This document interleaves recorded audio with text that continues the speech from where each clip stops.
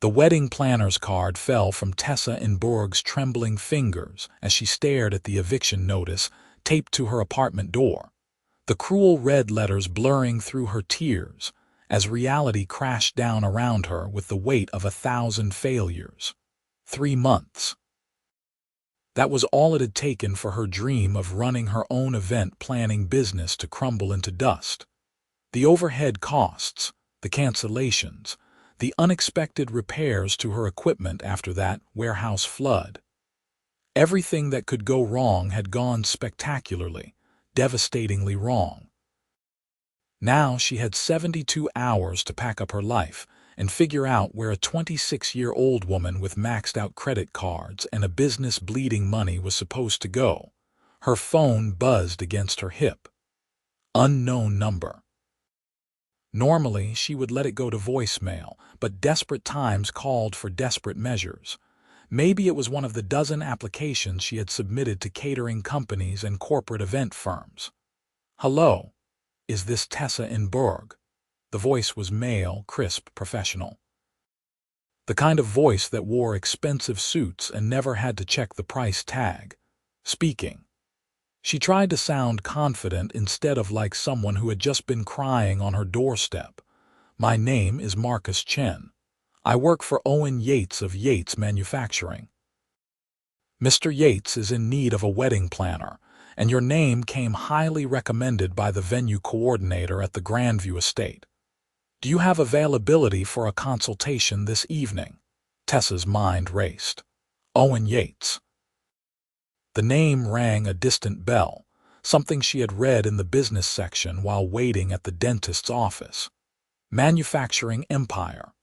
Young CEO who had taken over his father's company and tripled its value in 5 years. And apparently, he needed a wedding planner. "Yes," she said, not even bothering to pretend to check her empty calendar. "I can make myself available." "Excellent.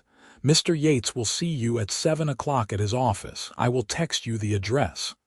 The line went dead before she could respond. Tessa looked down at her yoga pants and oversized sweater, then up at the eviction notice, then back at her phone as the address came through. This was either divine intervention or the universe's cruel idea of a joke. Either way, she was not about to waste it.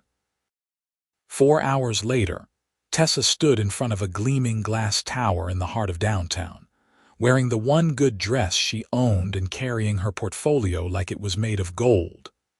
The lobby was all marble and chrome, the kind of place where even the air felt expensive. She gave her name to security, received a visitor badge, and was directed to the 42nd floor. The elevator ride felt like ascending to another world. When the doors opened, she stepped into a reception area that could have graced the pages of an architecture magazine. Floor-to-ceiling windows showcased the city lights beginning to twinkle in the dusk. "Miss Enberg," a man in his 30s approached, extending his hand. Asian features, perfectly tailored navy suit, expression that revealed nothing. "Marcus Chen, thank you for coming on such short notice." "Of course. Thank you for the opportunity. Please follow me. I should warn you that Mr. Yates is in a rather difficult situation. The wedding is in 6 weeks, and his previous planner quit this morning due to a family emergency. He needs someone who can handle pressure and execute flawlessly under a tight timeline. 6 weeks. Tessa's heart hammered. That was insane for a wedding, especially one that would undoubtedly be high profile. But 6 weeks of work, even at her rush rate, could save her business and her apartment. "I understand," she said. Marcus led her through a maze of corridors to a corner office with a view that made her breath catch. But it was not the vista of the city that stopped her in her tracks. It was the man standing at the window, phone pressed to his ear, free hand raking through dark hair in obvious frustration. Owen Yates was not what she expected. The grainy newspaper photo had not done him justice. He was tall, easily 6'2", with broad shoulders that filled out his white dress shirt like he spent his free time doing something more physical than sitting behind a desk. His hair was almost black, slightly too long to be strictly corporate, and his jaw was shadowed with stubble that suggested he had been at the office since before dawn. When he turned, still talking into the phone, his eyes met hers. They were gray. Storm cloud gray, intense and focused in a way that made her feel like she was the only person in the world. Then his gaze flicked away, back to whatever crisis was unfolding in his ear. "I do not care what the logistics team says, James. We promised delivery by the 15th, and we will deliver by the 15th even if I have to drive the truck myself. Figure it out." He ended the call and turned his full attention to Tessa. "Miss Enberg, thank you for coming." His voice was deeper in person, rough around the edges like he had been yelling for the past hour. Probably had been. "Mr. Yates, I understand you need a wedding planner. I need a miracle worker." He gestured to one of the leather chairs facing his desk. "But I will settle for someone competent who will not abandon ship midway through." Tessa sat, setting her portfolio on her lap. Owen circled his desk but did not sit, instead leaning against it with his arms crossed. Power position, meant to intimidate. "My fiancée, Victoria, had very specific ideas about this wedding," he said. "The previous planner had 6 months to work with and managed to secure most of the key vendors. Now I need someone to step in, keep everything on track, and ensure the day goes smoothly. Can I see the existing plans?" Tessa asked. Marcus materialized with a thick binder that he placed on the desk. Tessa opened it, scanning the neatly tabbed sections. Venue, catering, florals, music, photography. It was thorough, almost too thorough. Every detail seemed to have been planned down to the color of the napkin rings. "Your fiancé has excellent taste," Tessa said diplomatically. "Victoria knows what she wants." Something in his tone made Tessa look up. His expression had not changed, but there was a tension in his shoulders that had not been there before. "And what do you want, Mr. Yates?" The question seemed to surprise him. His eyebrows rose slightly. "I want the wedding to happen without any disasters. I want my fiancée to be happy. And I want to get back to running my company without this hanging over my head." Not exactly the romantic sentiment of an eager groom, but Tessa kept that observation to herself. "I can do that. I have experience with high-pressure timelines and demanding clients. The pay is $30,000 for the 6 weeks, plus expenses. If you pull this off without any major catastrophes, there will be a bonus."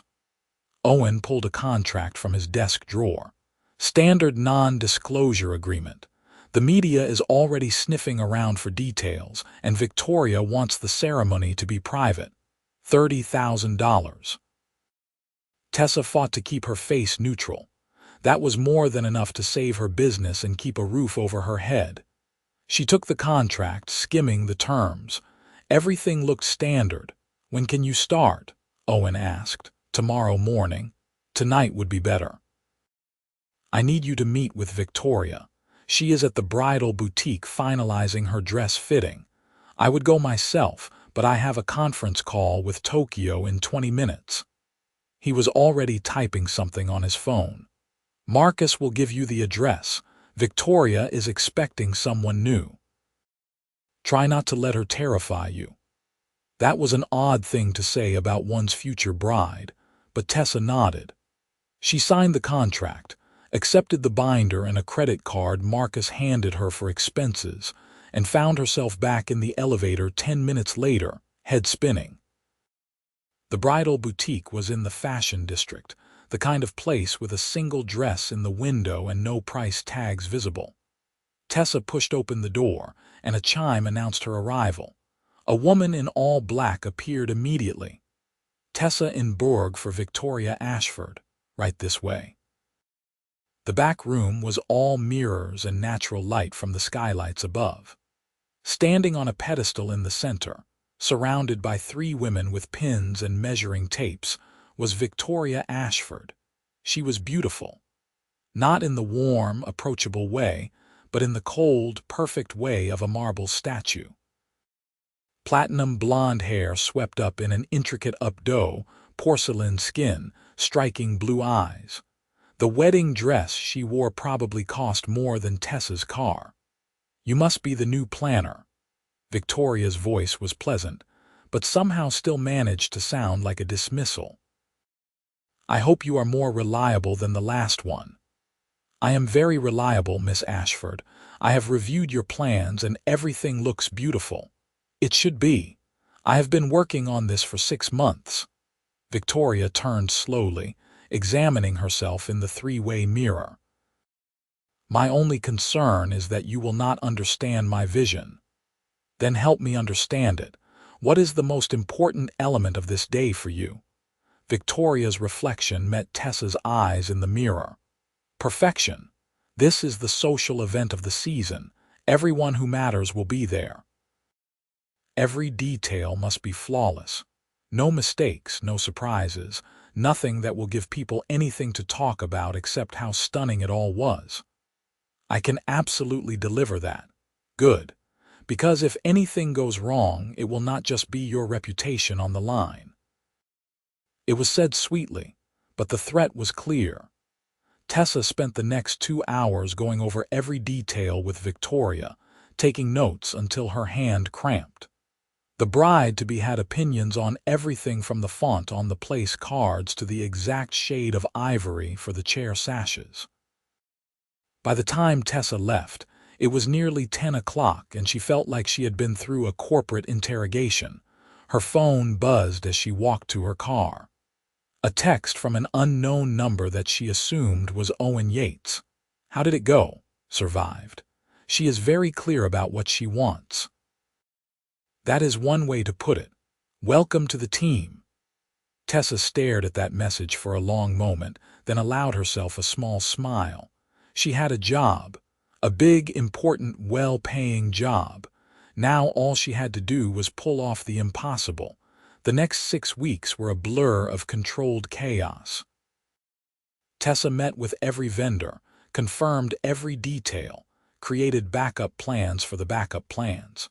She worked from dawn until well past midnight most days, fueled by coffee and the increasingly urgent reminder that her rent was due. Owen, she quickly discovered, was not a typical groom.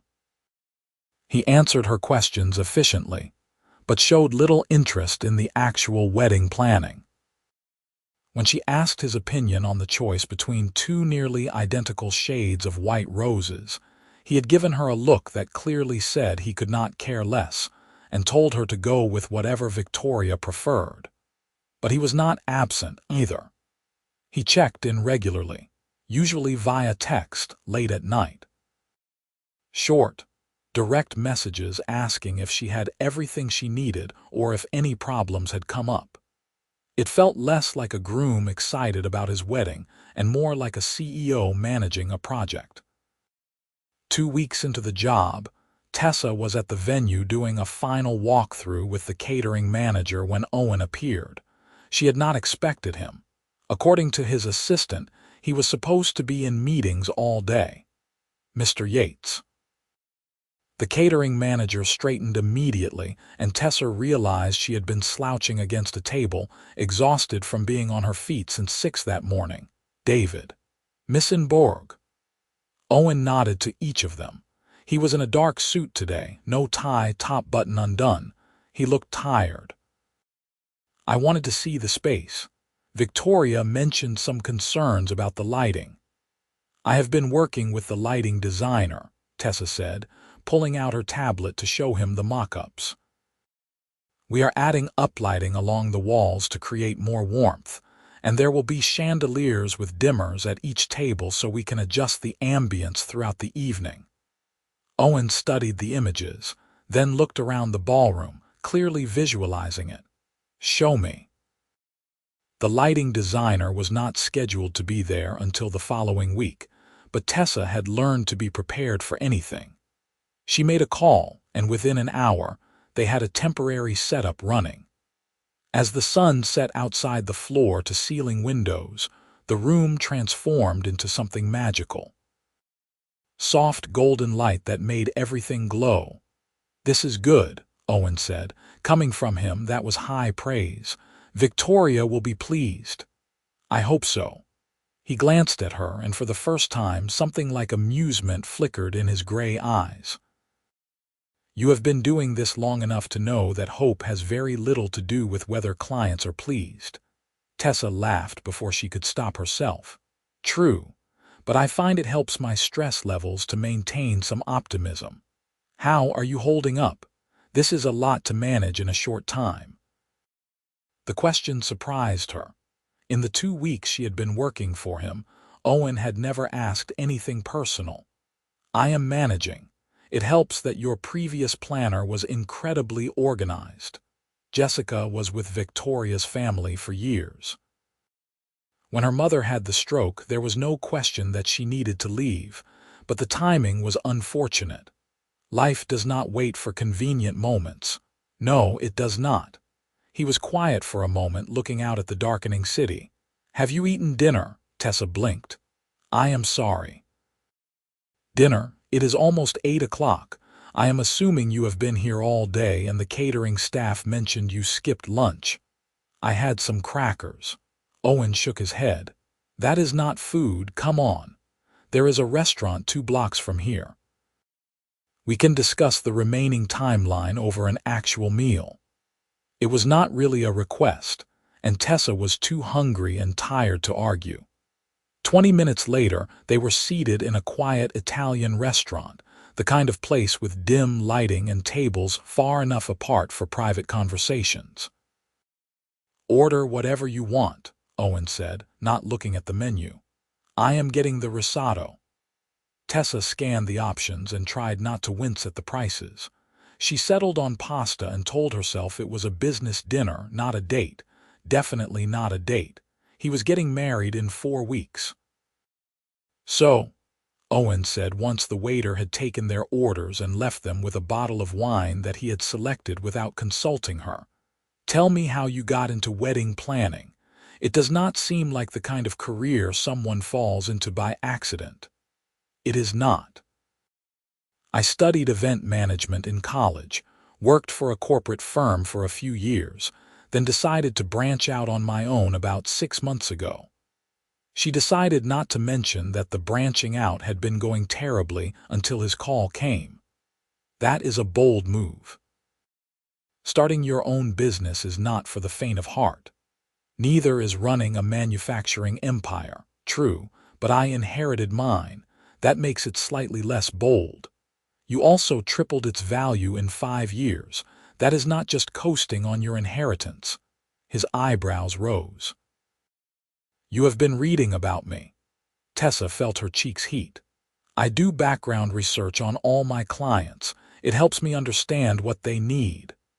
"And what do I need, Miss Enberg?" The question felt loaded somehow, like there was a second conversation happening underneath the words. Tessa took a sip of her wine to buy herself a moment. "A wedding that reflects well on both you and your fiancé.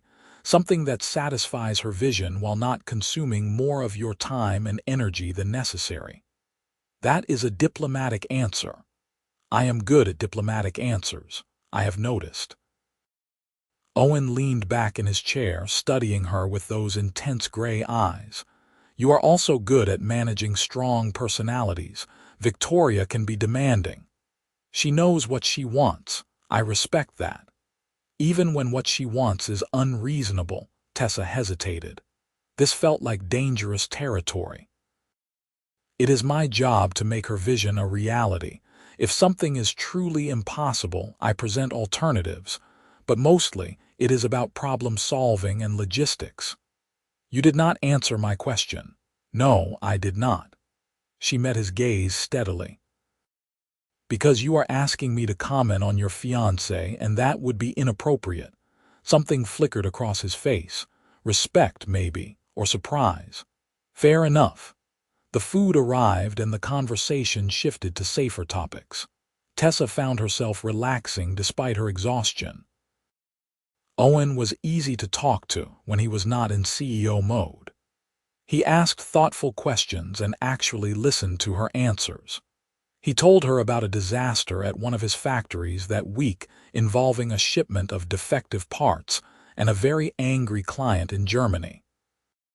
She told him about the time a bride's mother had released a dozen doves during the ceremony, and half of them had refused to fly away, instead perching on the guests' heads.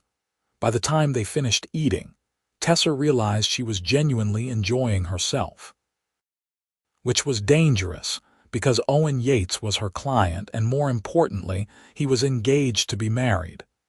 "Thank you for dinner," she said as they stood to leave.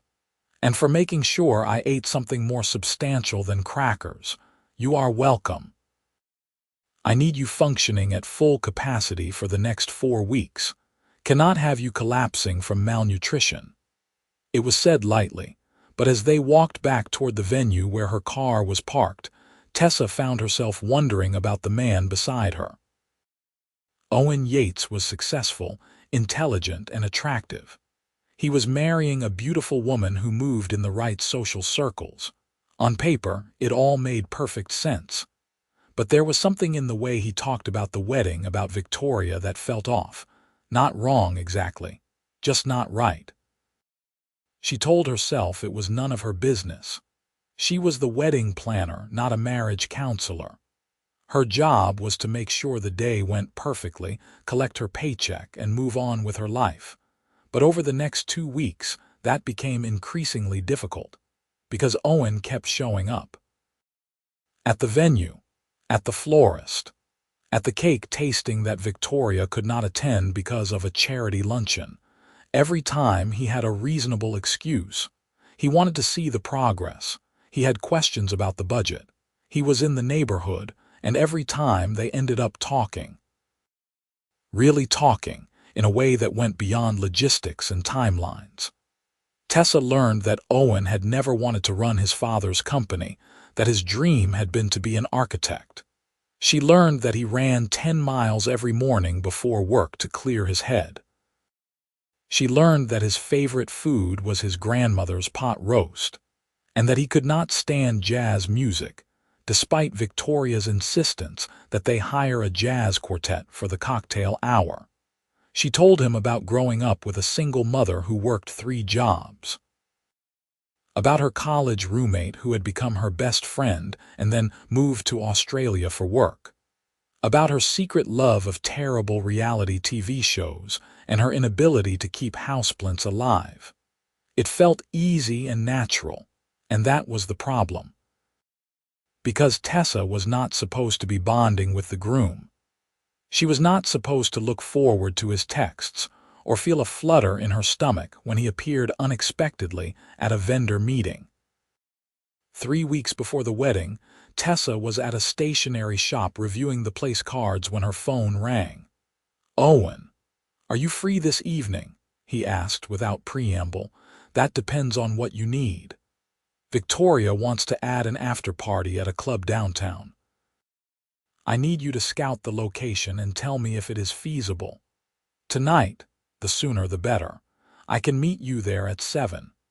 The club was upscale and trendy, currently closed for a private event but willing to show them the space. It was all glass and steel, with a DJ booth and a light system that probably cost more than Tessa's business.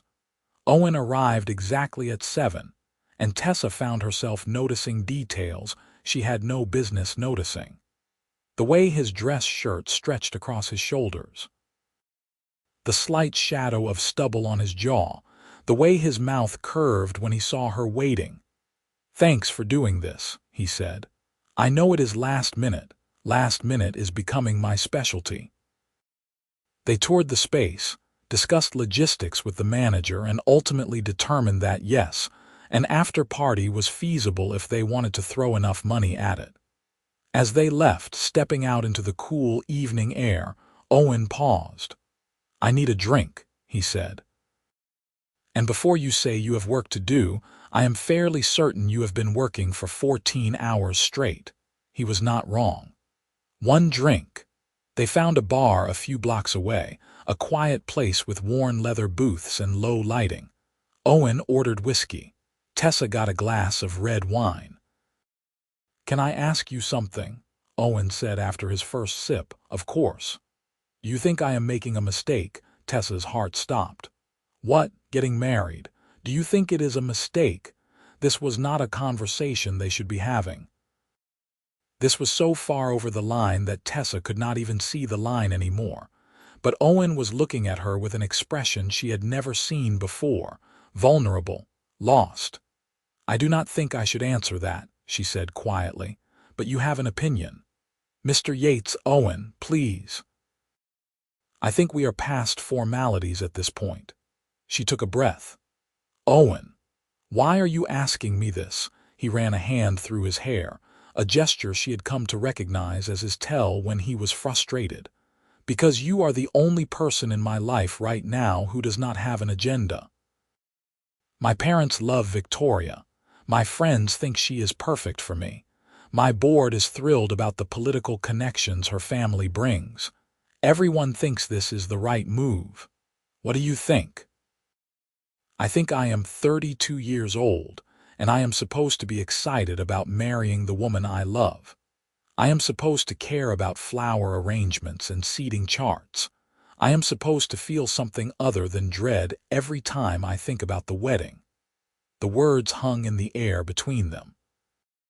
Tessa's mind raced. This was bad. This was so incredibly bad, but she could not just sit there and say nothing. "Why did you propose to her?" she asked. Owen stared into his glass. "Because it made sense. We have been together for 2 years. She is beautiful, intelligent, well-connected. Our families have been friends for decades. Everyone expected it, and I thought that was enough. I thought if everything looked right on paper, the rest would follow, and did it? No." He looked up, meeting her eyes. "Tessa, I have spent the last few weeks getting to know you. My wedding planner. And I look forward to your texts more than I look forward to seeing my fiancé. That is wrong. That is so deeply wrong, and I do not know what to do about it." Tessa felt like the ground had dropped out from under her. Because he had just said out loud what she had been trying desperately not to acknowledge. The connection between them was not one-sided. It was not just her imagination. "You are getting married in 3 weeks," she said, trying to keep her voice steady. "To a woman who has spent months planning what she expects to be the perfect day. I know. You need to talk to Victoria. You need to figure out what you really want." "What if what I want is impossible?" Her heart was hammering so hard she was sure he could hear it. "Nothing is impossible. But you cannot make a decision like this based on a few conversations with someone you barely know." "Do I barely know you?" Owen leaned forward. "Because I feel like I know you better than I know Victoria. I know that you take your coffee with too much sugar, and that you hum when you are concentrating.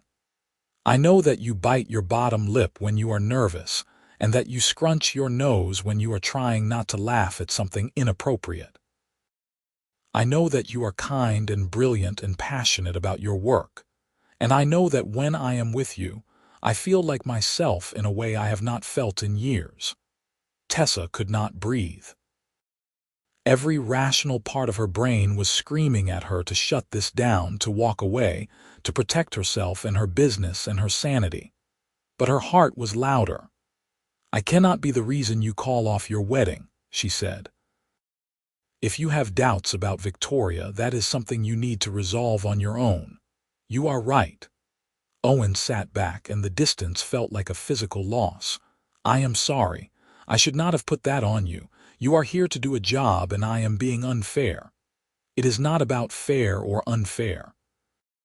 It is about doing what is right. And what is right? Honest. Whatever you do, it needs to be honest. Victoria deserves that. You deserve that." Owen nodded slowly. "I should go. I have an early meeting tomorrow." They walked to their cars in silence. Before Owen got into his sleek black sedan, he turned back to her. "For what it is worth," he said quietly, Meeting you has been the best part of this entire disaster of a wedding process. Thank you for that." Then he was gone, and Tessa was left standing in the parking lot, trying to figure out what the hell had just happened and what she was supposed to do about it. She did not hear from Owen for 3 days. No texts, no calls, no unexpected appearances at vendor meetings.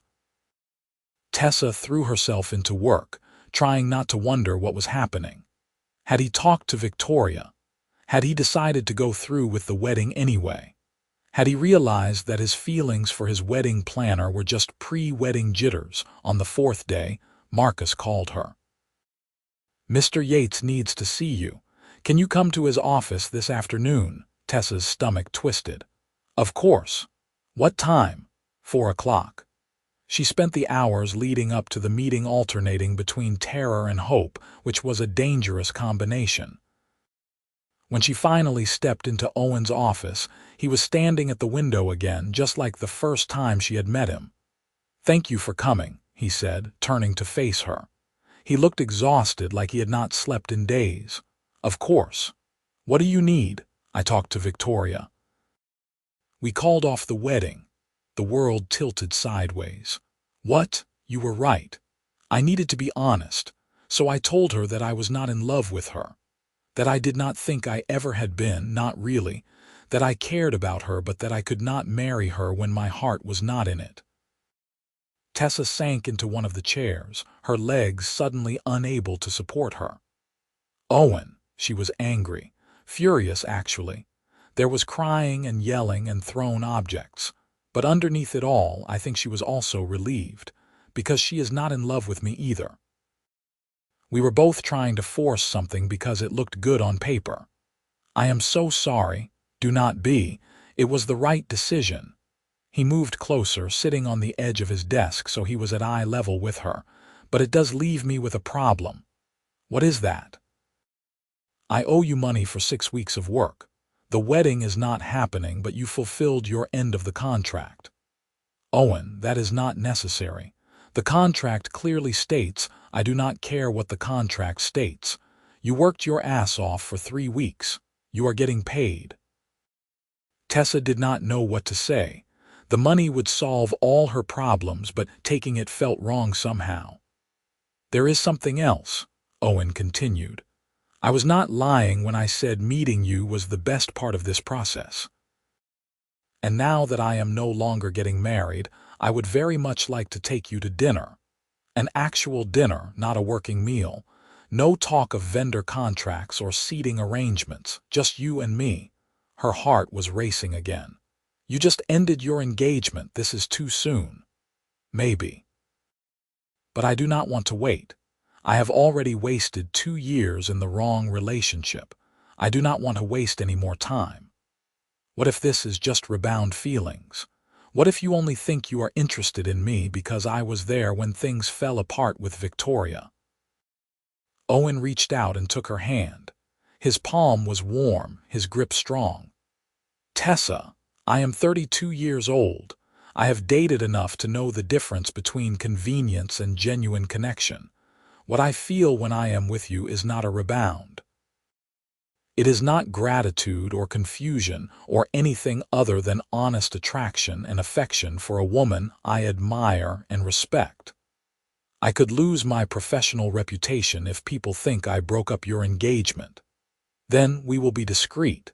We do not have to tell anyone until enough time has passed. But I need you to be honest with me. Is there any chance you feel the same way? She could lie. She could protect herself and walk away and never have to risk her heart. But Owen had been right about one thing. They were past the point of formalities and professional distance. Yes, she whispered. I feel the same way. His smile was like sunrise, warm and bright and full of promise. Then have dinner with me, please. Just give me a chance to show you that this is real. Tessa knew she was probably making a mistake. She knew that getting involved with a former client, especially under these circumstances, was risky. But she also knew that she had not felt this way about anyone in a very long time, maybe ever. and life was too short to let fear make all her decisions. "Okay," she said. "One dinner." One dinner turned into two, then three, then a whole week of evenings spent exploring the city together. Owen was different away from the pressure of the wedding. He laughed more easily, talked about his dreams and fears, showed her parts of himself that she suspected few people got to see. He took her to his favorite hole-in-the-wall taco place where the owner greeted him by name. She took him to the botanical gardens where she went when she needed to clear her head. They walked through the park at midnight, talking about everything and nothing. They sat on his apartment balcony drinking wine and watching the city lights. And slowly, carefully, they fell in love. It was not instant or explosive. It was gradual, like the changing of seasons.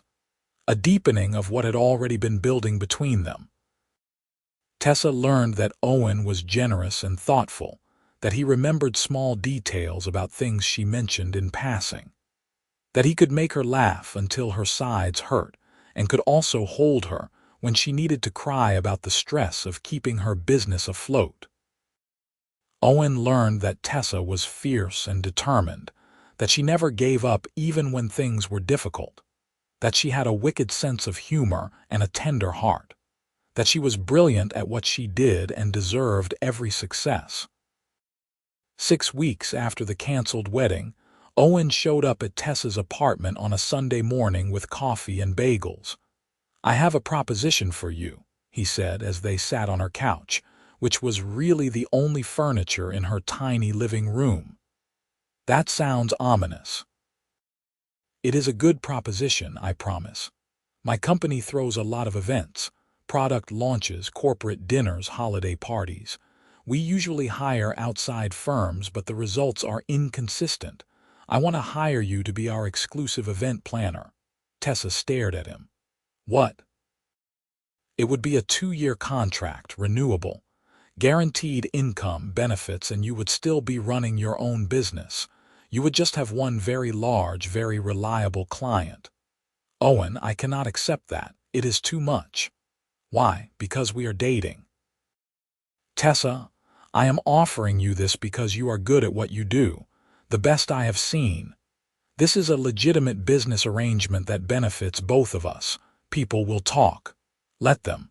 I do not care what people think. I care about making smart business decisions and being with someone who makes me happy. You do both." Tessa set down her coffee, her mind racing. This was everything she needed: financial stability, professional growth, a chance to prove herself on a bigger stage. But mixing business with their relationship felt dangerous. "Can I think about it?" she asked. "Of course. Take all the time you need." She thought about it for 3 days, made a pro and con list, talked it over with her mother on the phone. In the end, the decision came down to trust. Did she trust Owen to keep their business relationship separate from their personal one? Did she trust herself to do the same?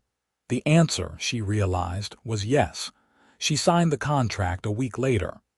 Over the next year, her business flourished. She planned corporate events that got written up in industry magazines.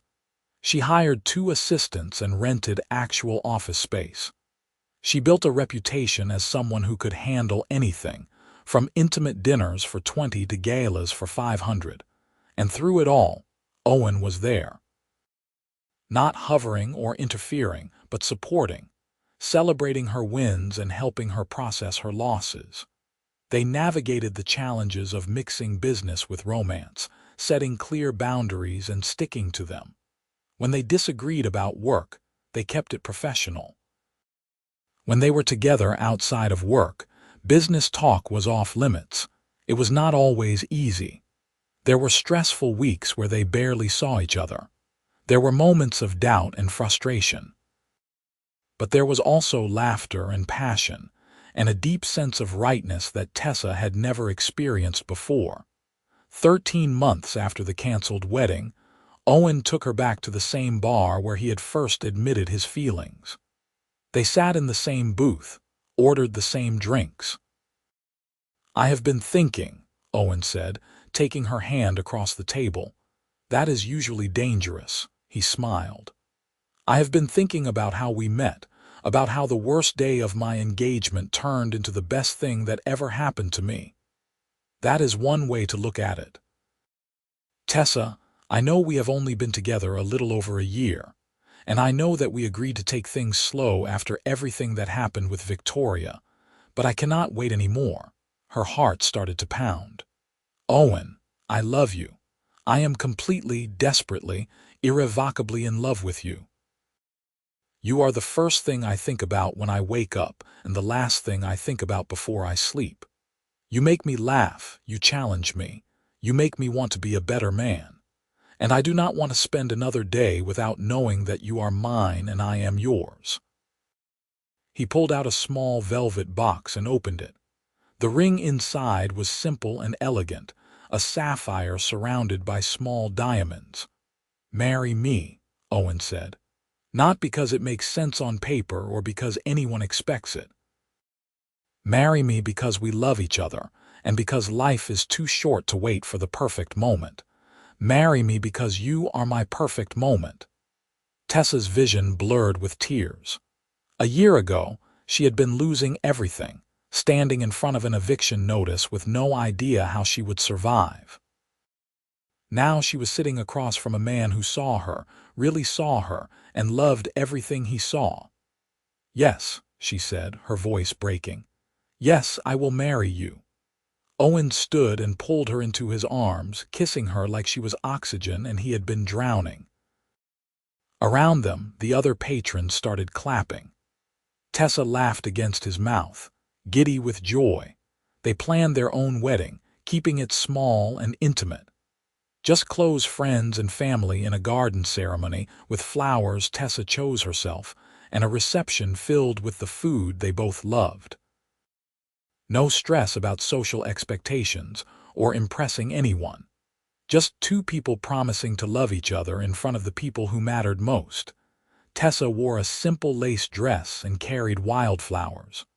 Owen wore a navy suit and could not stop smiling. When they exchanged vows, there was not a dry eye in the garden. I promise to be your partner in all things, Owen said, holding both her hands. To support your dreams and celebrate your successes. To stand beside you in the hard times and laugh with you in the good ones. To love you fiercely and honestly, today and every day after. I promise to be your home, Tessa said, tears streaming down her face. To be the place you come when you need comfort and the person who pushes you to be your best. To love you through the changes and challenges, to choose you every single day. You are my unexpected gift, and I will treasure you always. They sealed their promises with a kiss, and their friends and family cheered. The reception was everything a wedding should be. Full of laughter and dancing and terrible speeches that made everyone cry. Tessa's mother gave her a hug that lasted a full minute and whispered that she was proud of her.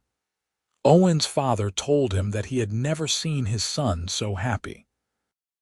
As the sun set and string lights twinkled overhead, Owen pulled Tessa onto the dance floor for their first dance as husband and wife. No regrets, he asked, holding her close. Not a single one. You. Only that I did not meet you sooner. We met exactly when we were supposed to. Any earlier and we would not have been ready for each other. Always so wise, Mrs. Yates, she smiled. I like the sound of that. Good, because you are stuck with it now. They swayed together, and Tessa thought about the strange journey that had brought them here. How the worst moment of her life had led directly to the best. How a job she had taken out of desperation had turned into the love story she had never dared to hope for. Thank you, she whispered. For what? For calling me that day. For taking a chance on a desperate wedding planner with maxed-out credit cards and an eviction notice. Owen pulled back to look at her. You had an eviction notice. The day you called, it was taped to my door. I was crying on my doorstep when Marcus offered me the job. I did not know that. I know. I did not want you to hire me out of pity. Tessa. He cupped her face in his hands. I hired you because the venue coordinator said you were the best she had ever worked with. I fell in love with you because you are brilliant and kind and funny and strong. Not because I felt sorry for you. I know. But at the time, I was so afraid of losing everything that I could not see past my own desperation. Now I look back and realize that losing everything was what made room for the right things to come in. They finished their dance, then spent the rest of the evening celebrating with their loved ones. When it was finally time to leave, they drove to Owen's apartment, their apartment now, and stumbled through the door in a tangle of limbs and laughter. The next morning, Tessa woke up to sunlight streaming through the windows and Owen's arm draped over her waist. She turned to face him, studying his sleeping face. The strong jaw, the dark lashes, the slight curve of his mouth like he was dreaming of something pleasant. I can feel you staring, he murmured without opening his eyes. Too bad. You married me. You are stuck with being stared at. Owen opened one eye. I can think of worse fates. We should get up. Our flight to Greece leaves in 6 hours. Or, Owen pulled her closer, we could stay in bed for another hour and deal with reality later. I like the way you think, Mr. Yates. They spent 2 weeks in Greece, exploring ancient ruins and swimming in crystal-clear water and eating food that tasted like sunshine. They talked about the future, about what they wanted their life together to look like. Tessa admitted that she had always wanted children. Owen said he wanted at least 2, maybe 3. We should probably practice, he said with a grin that made her heart skip. That is a terrible line. But did it work? You are my husband. The line is unnecessary. By the time they returned home, tanned and happy and completely in love, they were ready to start their next adventure. Tessa's business continued to grow. Owen's company expanded into new markets. They bought a house with a big backyard and room to grow. 18 months after their wedding, Tessa sat on the bathroom floor staring at a positive pregnancy test. She had suspected for a week, but had been too nervous to check. Now, looking at those 2 pink lines, she felt a surge of joy so intense it was almost painful. She found Owen in his home office, frowning at his laptop. I need to show you something. He looked up immediately, reading her expression. What is wrong? Nothing is wrong. She held out the test. For a moment, Owen just stared at it. Then his eyes went wide and he stood so fast his chair rolled backward. Are you serious? Very serious. He crossed the room in 2 strides and lifted her off her feet, spinning her around. We are having a baby. We are having a baby. Owen set her down gently, then immediately crouched to be eye level with her still flat stomach. Hello in there. This is your dad. I am very excited to meet you.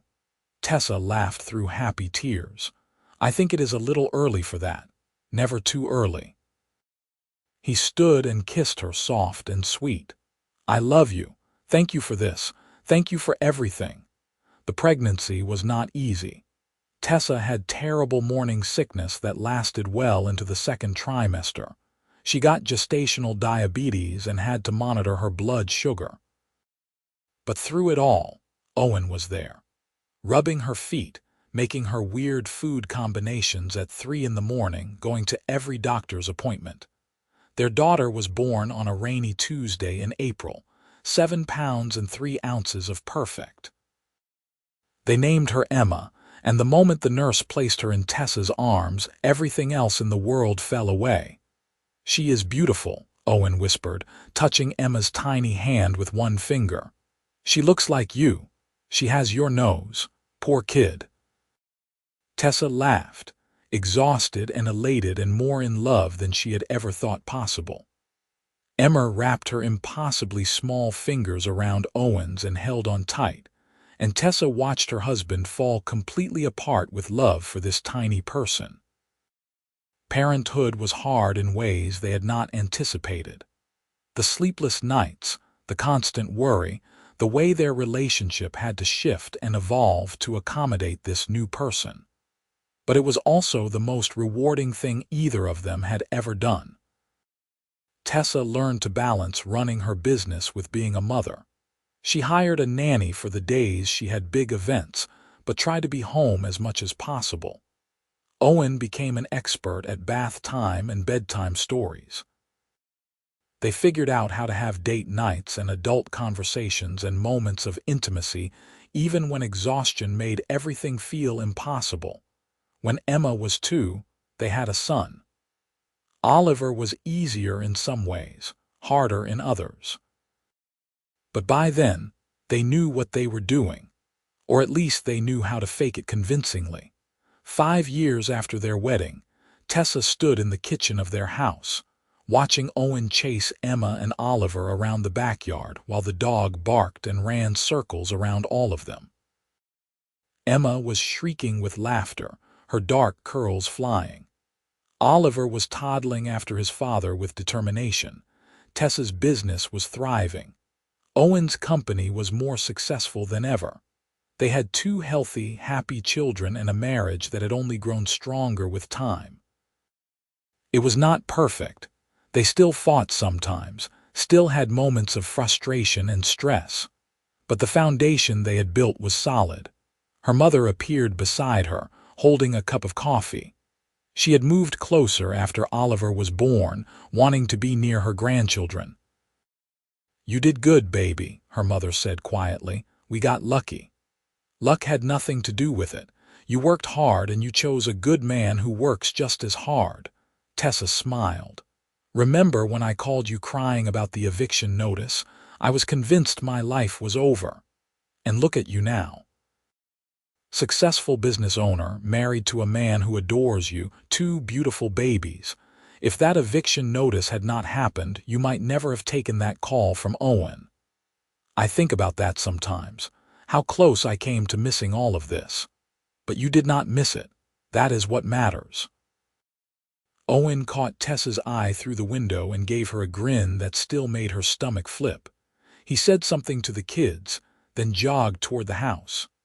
Emma and Oliver followed, both talking over each other about something involving a caterpillar and a rock. "Mama, Mama." Emma grabbed her hand. "Daddy says we can have ice cream if you say yes. It is 10 in the morning." "But it is Saturday," Oliver added, as if that explained everything. Tessa looked at Owen, who shrugged. "I may have promised ice cream. In my defense, I was being chased by a very fierce dragon." "I was the dragon," Emma announced proudly. "She was terrifying," Owen confirmed. Tessa could not help but laugh. "Fine, ice cream for everyone." The kids cheered and ran toward the car. Owen pulled Tessa into his arms, kissing the top of her head. "Thank you," he said. "For what?" "Saying yes to ice cream. For saying yes to me. For taking a chance on a guy who hired you to plan a wedding to someone else. Best decision I ever made." "Second best," Owen corrected. "The first best was agreeing to that first dinner with me after I called everything off." "Okay, fine." "Second best." They loaded the kids into the car and drove to the ice cream shop, which was already crowded despite the early hour. Emma got chocolate with sprinkles. Oliver got vanilla because he was going through a phase where any flavor other than vanilla was deeply suspicious. Owen got coffee. Tessa got strawberry. They sat outside on a bench, kids sticky and happy, dog panting at their feet. It was perfectly ordinary and completely perfect. That night, after the kids were in bed and the kitchen was clean, Owen found Tessa on the back porch with a glass of wine. "Mind if I join you?" he asked. "Always room for you." He sat beside her, pulling her feet into his lap. "I have been thinking. Should I be worried? No, I have been thinking about how grateful I am. For you, for the kids, for the life we have built together. 7 years ago, I was engaged to the wrong person and going through the motions. Now I wake up every day excited to see what comes next. Even on the days when Oliver has a meltdown about wearing pants and Emma decides to paint the dog. especially on those days. Because even the chaos is better than the emptiness I felt before. Tessa set down her wine and climbed into his lap, wrapping her arms around his neck. I love you, Owen Yates. I love you too, Tessa Yates. Thank you for planning your way into my heart. She kissed him, soft and slow and full of promise. Somewhere in the house, one of the kids called out in their sleep. The dog started barking at something in the yard. The dishwasher beeped to signal it was done. It was real life, messy and imperfect and absolutely beautiful. And it had all started with an eviction notice, a desperate phone call, and a wedding that never happened but led to the love story that was always meant to be. Years passed in a blur of school plays and family vacations and business deals and scraped knees. Emma grew into a fierce, independent girl who wanted to be a veterinarian. Oliver developed a love of building things and could spend hours with Legos. Tessa's company became one of the top event planning firms in the state. Owen continued to grow his manufacturing empire, but made sure to be home for dinner most nights. On their 10th wedding anniversary, Owen recreated their first date. The same Italian restaurant, the same table, even the same dishes they had ordered all those years ago. Do you remember what you asked me that night? Tessa said as they finished their meal. I asked you a lot of things. You asked me how I got into wedding planning. I told you about going to school and working for a corporate firm, but I did not tell you the whole truth. Owen set down his fork, giving her his full attention. What did you leave out? I told you I decided to start my own business. What I did not say was why. I was passed over for a promotion at the corporate firm. They gave it to someone less qualified because he was better at schmoozing clients. I was so angry and hurt that I quit without having another job lined up. Starting my own business was not some brave leap. It was a desperate move by someone who had burned her bridges. Why are you telling me this now? Because I want you to know that I was not some successful entrepreneur when we met. I was terrified and barely holding it together. You fell in love with me at my lowest point, and you never made me feel like I was anything less than amazing. Owen reached across the table and took her hand. Tessa, I did not fall in love with your success or your business or any of that external stuff. I fell in love with your resilience and your kindness and the way you made me feel like I could be honest about my own struggles. You were not at your lowest point when I met you. You were at the beginning of your greatest chapter. Pretty words, Mr. Yates. True words, Mrs. Yates. They went home and made love like they had all the time in the world, which they did. 10 years in, and Tessa still felt butterflies when Owen touched her. Still craved his laugh and his perspective, and the way he looked at her like she was the answer to every question he had ever asked. When Emma turned 16, she came to her parents with a request. She wanted to volunteer at an animal shelter, but it was across town, and she would need rides. Or, Emma said with the carefully casual tone of a teenager testing boundaries, I could get my license and drive myself. Tessa and Owen exchanged a look that held an entire conversation. Their baby driving. How was that possible? We will think about it, Owen said. After Emma left the room, Tessa leaned against her husband. When did we get old enough to have a daughter who can drive? I have been asking myself that same question, although I am choosing to think of us as distinguished rather than old. Distinguished. I like that. Oliver appeared in the doorway, now 14 and all awkward limbs. Are you guys being gross again? Probably, Owen said cheerfully. Get used to it. Oliver made a face but sat down anyway. Can I ask you something? Always, Tessa said. How did you know you wanted to get married? Like, how did you know Mom was the one? Owen and Tessa exchanged another glance, this one surprised. Oliver had never asked about relationships before. There is a girl, Tessa guessed. Oliver's ears turned red. Maybe. For me, Owen said, it was not one big moment. It was 1,000 small ones. It was the way your mom listened when I talked about work stress. The way she made me laugh even when I was in a terrible mood. The way I felt more like myself around her than I did around anyone else. But how did you know it was love and not just liking someone a lot? Because I could not imagine my future without her in it, Owen said simply. When I thought about where I wanted to be in 5 years, 10 years, forever, she was in every picture. That was when I knew. Oliver nodded slowly, processing this. Okay, thanks. He left and Tessa curled into Owen's side.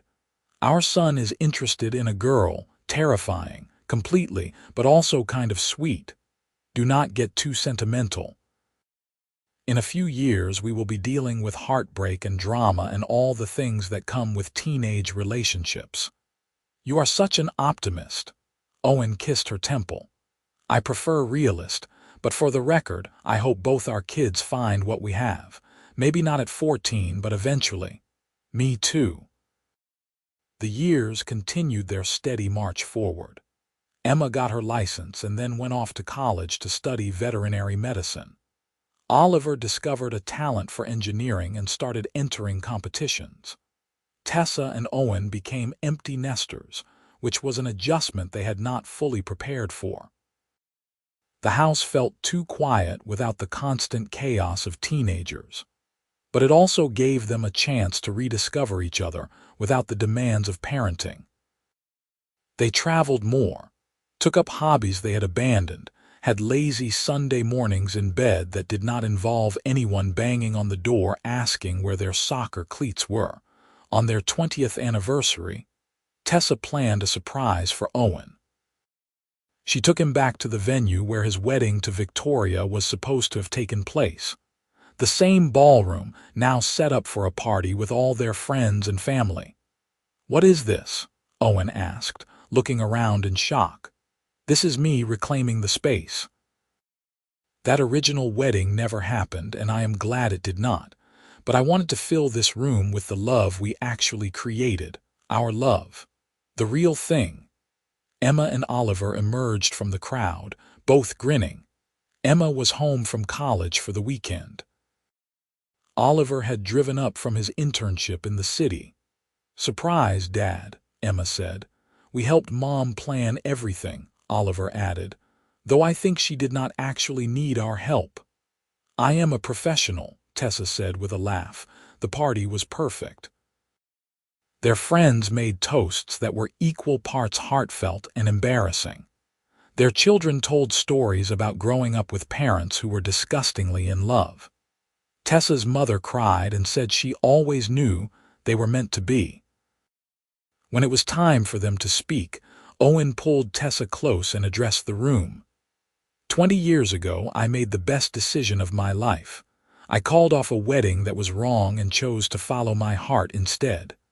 Tessa, you are my heart. You are my home. You are the reason I wake up grateful every single morning. Thank you for choosing me back. Thank you for building this incredible life with me. I love you more today than I did yesterday, and I will love you more tomorrow than I do today. Tessa could not speak past the lump in her throat, so she just kissed him instead. Their guests cheered. Later, as they danced alone on the ballroom floor after everyone else had gone home, Tessa thought about the journey that had brought them here. From that desperate phone call to this moment, wrapped in the arms of the man she loved more than anything. You ever wonder what your life would have been like if you had married Victoria? She asked. Never, Owen said without hesitation. That life does not exist for me. This is the only life I want, the only one I can imagine. Even with all the chaos and stress and teenage drama, especially with that, because it is real. It is messy and imperfect and absolutely perfect at the same time. Tessa rested her head on his shoulder, swaying with him to music only they could hear. I love you, Owen Yates. I love you too, Tessa Yates, forever. And forever was exactly what they got. Through the years that followed, through Emma's graduation and Oliver's wedding and the arrival of grandchildren who filled their home with noise and laughter, through business challenges and health scares, and all the inevitable ups and downs of a long life together. They grew old together, silver-haired and wrinkled but still holding hands, still making each other laugh, still choosing each other every single day. On their 50th anniversary, surrounded by children and grandchildren and a lifetime of love, Owen pulled Tessa onto the dance floor one more time. "Still got moves, old man," she teased. "I've got moves you have not even seen yet. After 50 years, I doubt that." Owen dipped her dramatically, making her shriek with laughter and their grandchildren applaud. When he pulled her back up, he was grinning. "Never underestimate me, Mrs. Yates. I never have. Not from the moment you hired me to plan a wedding to someone else. Best hiring decision I ever made." "Hiring? I thought I was the one who did the planning." "You did. You planned your way right into my heart, and you have been there ever since." Tessa kissed him, soft and sweet and full of 50 years of love. "And I am not going anywhere. Good, because I am not done with you yet." "We are in our 70s, Owen. How much more life do you think we have left to live?" He pulled her closer, swaying to the music. "Every single day I get to spend with you is a gift. So whether we have 50 more years or 50 more days, I am going to make every moment count." And he did. They both did. Until the very end, when they were old and tired but still holding hands, still choosing each other, still grateful for the eviction notice and the desperate phone call and the canceled wedding that had led them to each other. Because sometimes the best love stories start with an ending, and sometimes the greatest happily ever afters come from moments of complete disaster. Tessa and Owen's story was proof of that. A testament to the power of taking chances, being honest, and following your heart even when logic says otherwise. They had built a beautiful life together, raised amazing children, created a love that lasted through everything life threw at them. And it all started because a CEO needed a wedding planner, and the woman he hired turned out to be exactly what he had been searching for all along: his future, his home, his heart. She planned her way into it, and neither of them ever looked back.